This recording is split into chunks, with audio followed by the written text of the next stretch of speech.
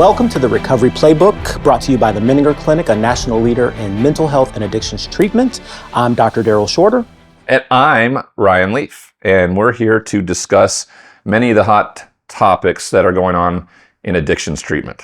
That's right. And today we will be talking about Kratom. What's Kratom? Kratom is also sometimes known as gas station heroin. It's been all over the news recently for a lot of good reasons, and we'll be talking about them right now. So Kratom, what is it? It is commonly comes from the Mitragina. We're going soft G today. Yep. Mitragina speciosa plant, and the naturally occurring psychoactive ingredient in this plant is called mitragynine. We're going to go hard G for the alkaloid, mitragynine. It comes from this plant, and it has activity at the opioid receptor. So it acts in many ways like heroin or other types of opioids, oxycodone, hydrocodone, codeine, those sorts of things. So one of the reasons why people like to use it is because they can experience euphoria. And also sometimes people might use it for pain relief. The reason that it's become really of interest to those of us who are in addictions treatment is because people have been using Kratom to treat their opioid use disorder and to stave off opioid withdrawal. Is that a good thing? So we don't know the answer to that just yet. I will admit that if someone is successful treating their opioid use disorder with Kratom, they probably are not going to come see me because they will have managed their addiction. Typically, when I see people that are using Kratom, it's because they have developed an addiction to Kratom and they need help stopping the use of Kratom and needing a quote-unquote detox or withdrawal management for Kratom. Is it the same type of, in my addiction, I needed it to maintain and to give me that high. Yeah. I know that the alternatives in terms of opiate medical attention to that is, you have Vivitrol, you have different counter to those things. Sure. Is it used for that reason, or is it being used to get high? Because, the idea of ibuprofen or whatever it is. Buprenorphine? Yeah, I don't know what people would use that while in prison to get high, and not because they weren't trying to treat their opioid addiction. Yeah. Can they do that with Kratom? So it's interesting. So you bring up a really good point. Sometimes people use opioid medications like buprenorphine, or they may use substances like Kratom for recreational purposes. So they are trying to get high from it. They're trying to alter their mood in some way. And then there's another group of people who might already have opioid use disorder, who are concerned that they might have opioid withdrawal, and then they use things like street buprenorphine or Kratom in an effort to treat their opioid withdrawal. So really, both of those things exist. If you're using Kratom singularly, can you develop opioid withdrawal symptoms? Yeah, great question. So the reason that I feel like I'm seeing it so much clinically is because you have folks out there who either had opioid use disorder and they tried to treat it with Kratom and they switch over to Kratom and they become addicted to that, or they feel like Kratom is kind of this innocuous because it's sold over the counter in like head shops or in gas stations, which is why they call it gas station heroin. And so people think that it's not necessarily harmful, or they don't think that they can become addicted to it. And so over time, they develop an addiction to Kratom, and then they need assistance with stopping it. So I'm seeing kind of both of those categories clinically. And I guess you're asking the questions of, like, you walk into a gas station and, like anything, when they regulated Sudafed, and I mean, what's that look like when somebody walks into a gas station and all of a sudden buys up all your Kratom and takes it out with you? Yeah, so I mean, I would imagine that they are not limiting the number of Kratom packets that you can buy in a place like this. And there's another kind of important aspect of what's being sold now versus what is naturally occurring in the plant. So the substance mitragynine, that's what I think we've decided to call it for today. And for those at home who want to help us out with the pronunciation, please please do so. But mitragynine is the naturally occurring alkaloid in the plant. There's a small amount of the breakdown or metabolite of mitragynine. It's called 7-hydroxymitragynine. Okay, so the 7-hydroxy is the thing that is really getting the most press right now. And we've seen some states that have even moved to ban 7-hydroxymitragynine because of its higher potency and because of how concentrated it is in the capsules that people are taking. So I didn't mention this, but the way that people actually use this mitragynine or 7-hydroxymitragynine is two different ways. One, you can take the sort of naturally occurring plant and you can create a tea from it. And so people will sometimes drink it as like a brewed herbal tea.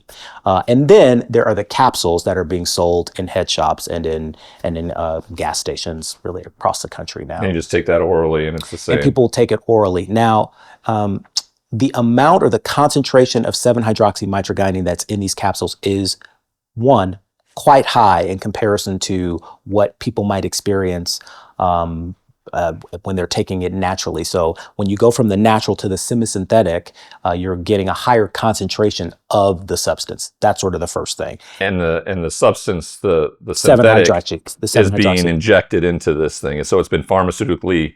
Yeah. So basically, they take the sort of powder and then they put it in capsules, and then people are taking the capsules. Okay. And then on top of that, not all of these packages are accurate with their labeling. So they might say that they have a concentration of, 5%, 10%. But then when it's being taken to a lab and being tested, you might find that the concentration of 7-hydroxymitragynine is 20, 25, as high as 30% in the capsule. So people are getting more concentrated, more and more of an amount than they really might sort of expect that they're going to get.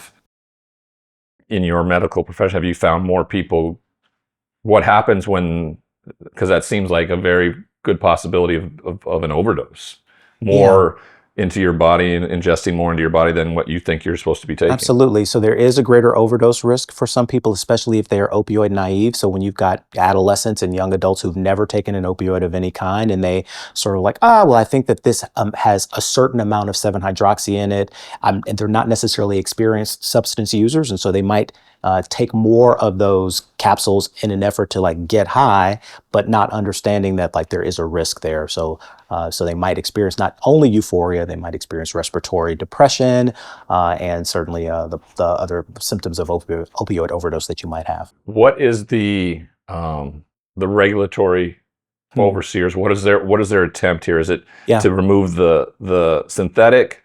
Because what we're talking about, the kratom leaf is all naturally reoccurring, is what it sounds That's like. Right.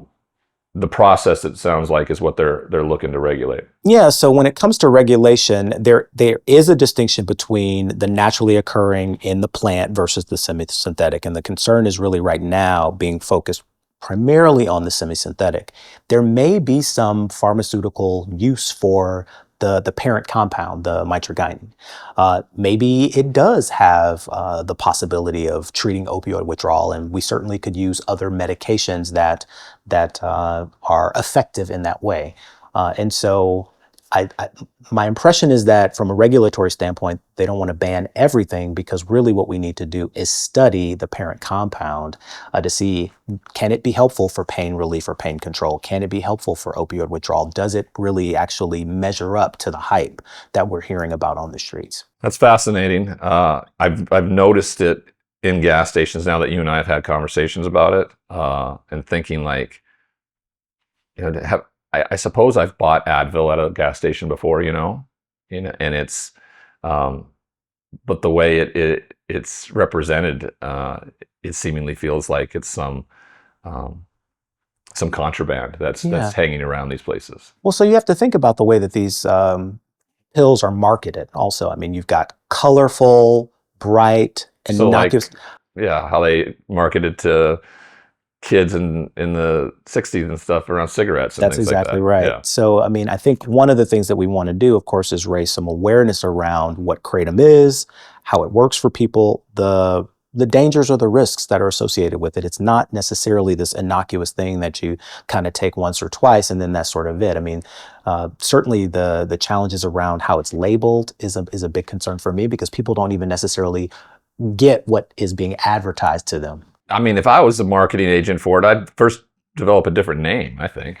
I don't know what Kratom, it sounds like it's going to cave in your head almost. Yeah. I mean, it's interesting because I think with social media, with the internet, with our various ways of accessing information right now, people do have, in some ways, less concerns because they feel like there may be more of a community of people that are engaging in that kind of substance use, and they can, for better or worse, reach out to other users and get information about how they can safely go about doing so. But when it comes to the labeling and what it is that people are actually getting, I think that there's still some real risk there.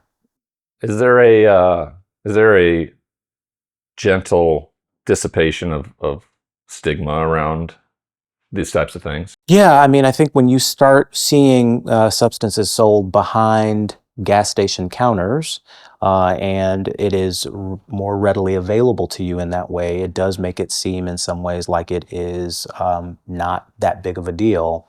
And here in Houston, on my way home as I drive home from work, I pass by at least 20 places that openly advertise for CBD and Kratom. It's like everywhere, and so it does make you begin, I think, to think like, okay, well, maybe this isn't so bad.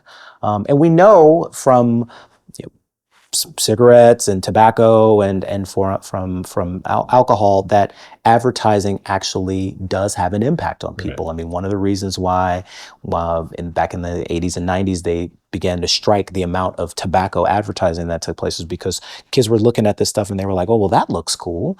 So I guess I can engage in that type of substance use and it's not that big of a deal. Joe Camel is one of the first things that I sort of think about when it comes to tobacco. Well, similarly, if you're sort of walking around or driving around in your neighborhood and Kratom is advertised everywhere, it might make you curious about it. It might make you feel like maybe, well, this isn't that bad after all, because if it's being advertised like this, then what's the harm that could happen? Mm-hmm. The alcohol advertisement and, people who can make money off this are very smart at Absolutely. What they want to do and how they can take advantage of people in their brains and their minds. For sure. So on the last little bit I'll say about treatment is that, like I said, I have seen people come into the hospital. They are experiencing opioid withdrawal from Kratom. It's the only opioid that they may be using. So they're not using heroin. They're not using fentanyl products. They're not using any sort of pain pills or hydrocodone or oxycodone. They are only using Kratom, and we have to do a full withdrawal management detox protocol for that individual. So the opioid use disorder piece of this cannot be undersold in comparison to what other people are experiencing. That's the bigger question, and that I wanted answered was, is this just another alternative for someone who's an opiate addict that is maybe looking to lessen their chance at? Yeah. And so that I think that's an interesting and critical question, one that we just don't have the answer to just yet. Yeah. So hopefully you got something out of today's conversation. I know I did. So did I. Yeah. And we'll see you next time. Thanks.